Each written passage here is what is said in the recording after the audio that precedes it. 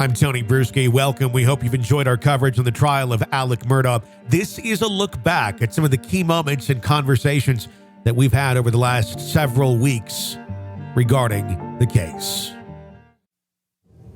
This is a podcast that seeks justice. Justice for the lives stolen by those in society that hide amongst us every day. Hidden in our towns, cities, and countrysides, the places that we work, and sometimes in our very own homes. This is Hidden Killers. Welcome to the podcast. I'm Tony Bruschi. Thanks for joining us. Be sure to press subscribe wherever you download podcasts so you don't miss any of our discussions on the cases that we are following for you.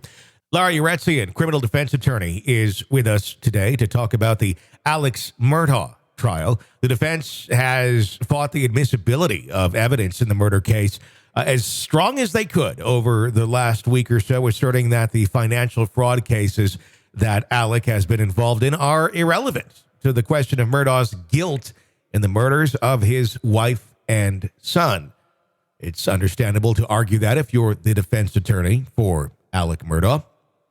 Larry Yeretsian, as a criminal defense attorney, your thoughts? On the face of it, they do have a valid point. They have to make that argument. I mean, if I was defense counsel, I'm going to want Sure. that kind of evidence out. You don't want it to come in and complicate things. It almost gives the prosecution their motive. It's one more reason, but then I can see the prosecution argument, right? Defense is saying this has, the fraud has nothing to do with the alleged murders. What does one have to do with the other? And then the prosecution is going to say, no, we think they're all connected.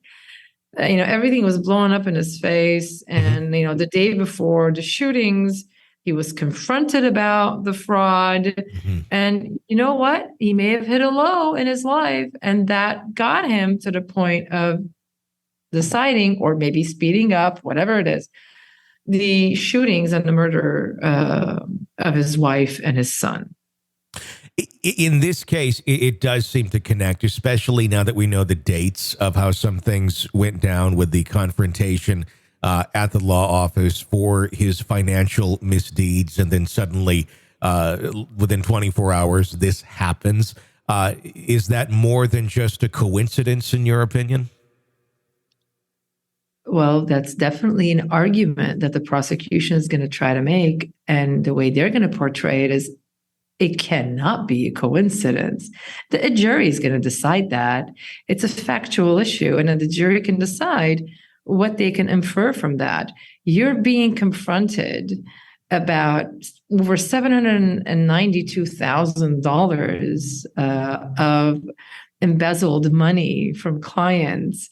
And the next day, your wife and your son are shot and dead. I mean, that the judge is going to allow them to make that argument. They have to. Yeah. It's part of the prosecution case. It goes to the motive. I understand why the defense is doing what they're doing. They are advocates for their client. They have to try and keep this out. Now, are they going to win this one? Most likely not.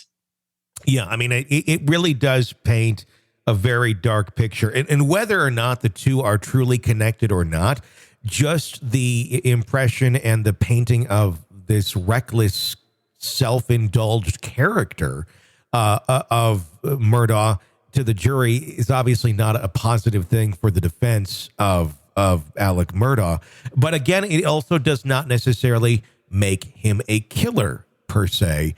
But to have that sort of character painted out there, have you seen this in other cases? And how does that typically affect a jury when other crimes are introduced? Maybe not 100% surely connected, but more of a context of this individual is introduced. Of course, it's damning. It's not helpful at all. You want to portray your client as a defense attorney. You want to portray your client as a good person, right? Mm-hmm. And anytime anyone alleges fraud, it goes directly to the credibility of that client, right? And a trial is all about credibility. So, of course, it's not helpful. And of course, it's going to negatively impact the defense case. And that's why they're going to fight it tooth and nail. And I also understand where they're coming from. They're going to say, listen, the prejudicial impact of just coming in is highly outweighs any relevance this may have to the case. But again, I don't know all the details, and we don't know all the details here. And I'm sure the prosecution has more of that, and so does the defense. And they're going to battle it out. And the judge is going to make the decision of, what's more important here. If it's so relevant that it's really a huge part of the prosecution case, then it's going to come. But if it's tangential and the prejudicial effect is so negative and so bad, then the judge can say, you know what, we're going to keep this out. Any probative value that you're going to get out of this prosecution is far outweighed by the prejudice in this case. And that's something they can always argue, but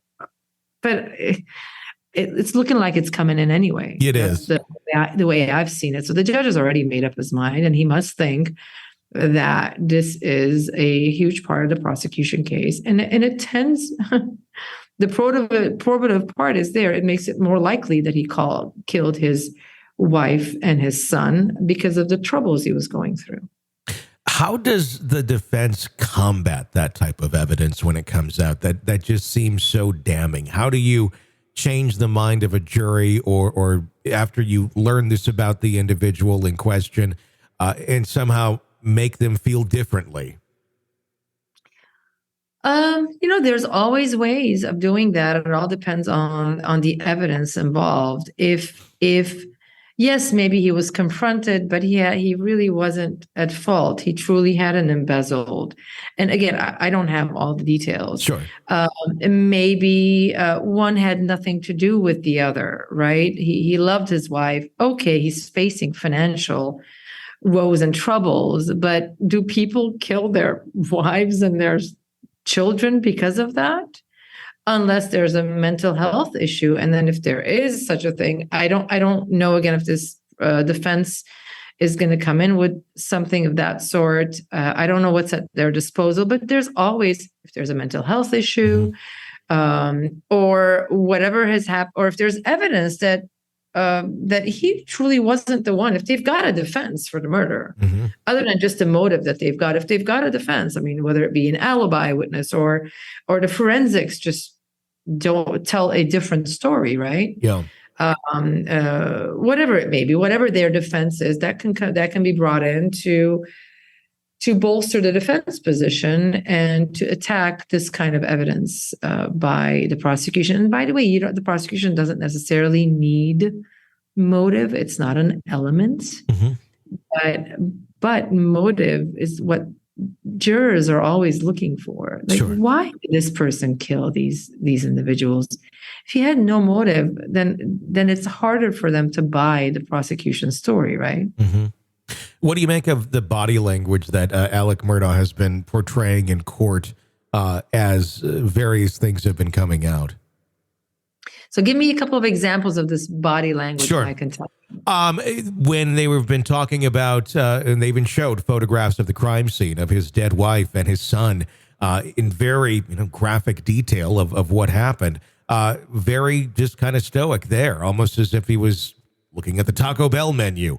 But when it came to information that directly contradicted some of his claims of where he was and when, specifically the video that was released in the dog kennel of his son and his wife, and then Alex's voice can be heard on that as well. He had already claimed that he was visiting his mother, who had Alzheimer's at that moment in time, but there he is, time-stamped at a location that he wasn't.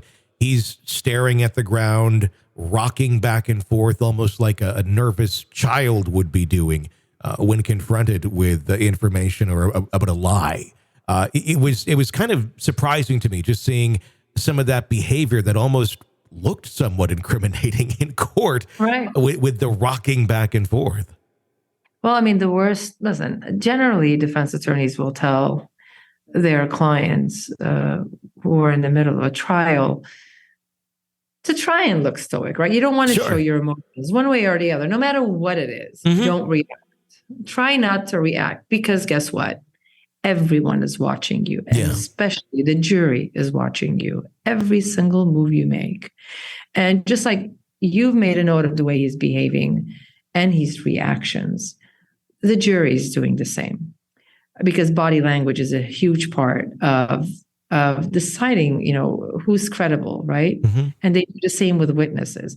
So if he was stoic, if you just said, Lara, he was stoic when they were showing his son's photos and his wife's photos and the murder scene and this and that, I would have said, what, as long as he keeps that same stoicism, it's all across the board, Mm-hmm. then I would understand it. It would Sure. be fine. But if he's reacting to other things, then you start wondering what's going on. And that's a lot more telling. And yes, it is problematic. You don't need me to tell you that. Sure. I was just surprised with his knowledge of all this, being a defense attorney, that he was even acting these ways. He doesn't even need an attorney to tell him not to do this. He should know this. He should know this, but remember, he's a human being and he's under a lot of stress. And when we're under a lot of stress, we're not thinking about people watching us. After a while, you forget, right? Mm-hmm. It's human nature. I mean, you've got people watching you, and after a while, you become comfortable and you start reacting, forgetting that they're still watching you. They haven't stopped. And that's just a human part of it. And look, you're saying he's an attorney and he should have known better, but look at the mess he's in. Sure, that's true. Could they just give him a kitten and let him sit there and pet it all day? I think that might be his only chance at this point. Look at the he's petting a kitten. He can't be guilty. Or they could give him a pad and he can just draw, which is what Johnny Depp did, and it worked. So that's what they could do. Crayons and a kitten, and that's how Alec gets free. Maybe. We'll have to see. Lara Yeretsian, criminal defense attorney, thank you for your insights, as always, into this case. Very, very much appreciated. That's what we have for you for right now. You can follow us wherever you download podcasts. Press subscribe so you don't miss any of our breaking updates and discussions on the cases that we're following for you. You can get a complete list of those cases and their respective channels in the description of this episode. You can even get a commercial-free experience when you sign up through Apple Podcasts. You can even try it for 3 days free right now. You can follow me on Twitter at TonyBPod. I'm Tony Bruschi. For all of us here, thanks for listening.